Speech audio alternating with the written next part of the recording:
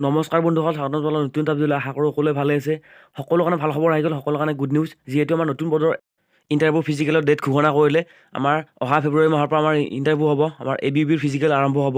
সেয়ে সকলো কাৰণে ভাল খবৰ, সকলো কাৰণে গুড নিউজ। যিহেতু DGP মহোদয় নিজে উল্লেখ কৰিলে। চ' DGP মহোদয় কি লিখিছে মই আপোনালোকক জনাই আছোঁ। চ' ভিডিঅ'টো শেষলৈ চাব, স্কিপ নকৰাকৈ। নটিছখন আহিছে office of the chairman state level police recruitment board Assam Rehabari Guwahati. এখন ৰিহাবাৰী গুৱাহাটীৰ ফালৰ পৰা আহিছে, এখন অফিচিয়েলি নটিছ হয়। আৰু ইয়াত লিখিছে যিখিনি আমাৰ নতুন পদৰ ABBৰ এপ্লাই অনলাইন হৈছিল, আমাৰ নতুন পদখিনিৰ ফিজিকেল টেষ্ট আমাৰ ফেব্ৰুৱাৰী 1 তাৰিখৰ পৰা আমাৰ আৰম্ভ হ'ব।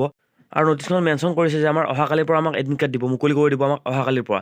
চ' সেই সকলো কাৰণে ভাল খবৰ, সকলো কাৰণে গুড নিউজ।